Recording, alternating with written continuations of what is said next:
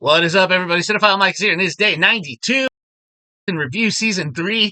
97 reviews coming at you in 97 days, covering many of the films up for awards recognition this season. Now, as some of the films I'm talking about may still be in theaters, be awaiting their re-release, maybe they've had that journey already. All the information I'm providing to you, box office, critical response, predictions, nominations, wins, everything is current roughly within 7 days of posting. And as always, these reviews are spoiler-free. Also, make sure you're checking out my website, cinephilemike.com, for lots of great additional award season content, including the Where Can I Watch It spreadsheet, my short videos on where I tell you who I think is going to win each of these awards, coming up in a few days. We're so close. So, we are in our last theme week for this season, and it's our 14th, and this is the rest of the best. As I plan the season, I always make sure that I end with a week full of those films that are at least nominated for one or more Oscars, so we really can lay into those big awards. So if there was a film that you were wondering where was it this season out of 97? You didn't get to that, Mike? Well, you're going to get it this week. So let's keep moving on with the rest of the best. And next up today, I'm looking at Walt Disney Studios Motion Pictures' Elton John, Never Too Late. This is the last documentary I'm talking about this season. It was directed by the team of R.J. Cutler and David Furnish. The film debuted at the Toronto International Film Festival and then did its qualifying run before releasing on Disney Plus right before Christmas of 2024. Now, as this was a Disney Plus release, there's only a small box office to report, which is its international box office and worldwide, which is small given that mostly it's from the UK, which was $1,350. Now, critically, the film is certified fresh on both sides with a critical score of 76% coming from 41 reviews and a popcorn meter score of 71% coming from over 50 audience reviews. Now, award season-wise, the film has a sole Oscar nomination, not for Best Documentary, but for Best Music Original Song for the end credits track reflecting the title, Never Too Late, with the music and lyrics credited to the team of Elton John, Brandi Carlile, Andrew Watt, and Bernie Taupin. The song itself was performed by John and Carlile. Award season-wise, in addition to the Oscar nod, the song was nominated at the Satellite Awards, the Society of Composers and Lyricists Awards for Original Song, for Dramatic or Documentary Visual Media Production. It won Best Song at the Hollywood Music and Media Awards, which also nominated the film for Best Music, Documentary, or Special Program, and there were 3 nods for the sound. By the Cinema Audio Society, they nominated it for Sound Mixing for Motion Picture Documentary, and the 2 motion picture sound editor nominations were for Outstanding Achievement in Sound Editing and Music Editing for documentary specifically. So, Elton John, Never Too Late, is an intimate look at the 50-plus year career of Elton John. Now, as the opening of the film tells us, as he prepared to write his memoir, Elton held a series of conversations with journalist Alexis Petridis, and this is how we are privy to much of the content in this documentary. Told in a non-linear format, we start in 1975 when Elton made history by playing the first concert at LA Dodgers Stadium, and then we keep jumping to present day. Well, present day for 2022, as we check in within the last 10 months leading up to him performing at the stadium again for what will be, he has said, his final U.S. concert at the end of the U.S. leg of the Farewell Yellow Brick Road tour. Preparing to retire, which, as I talk right now, he is retired.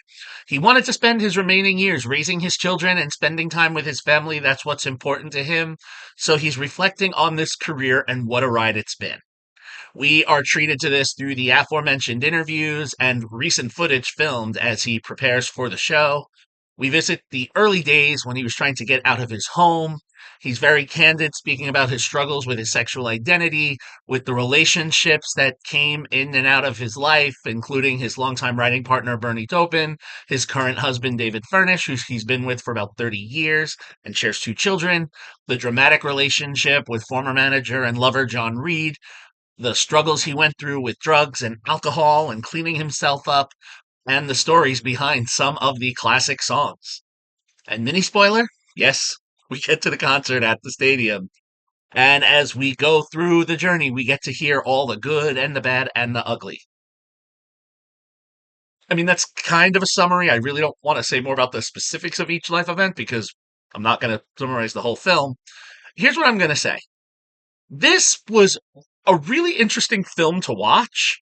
It was nice to hear Elton talk about his earliest influences, including the musician Winifred Atwell, who you would watch on television in the 50s, and the challenges he had composing music, recognizing, that he was a composer, not a lyricist. That's why he's thankful every day for Bernie. The problem is, the thing about documentaries is learning something new, and this comes so close on the tails of 2019's Rocket Man, which John produced and was heavily involved with, that starred Taron Egerton, that the information is still very fresh, and we don't really get a lot of new insight into because of what we have already seen. So it does seem to drag a little bit because the information is familiar and maybe too many of you as it was to me. But I do want to say they did some interesting approaches. So it's not just a traditional all through archive.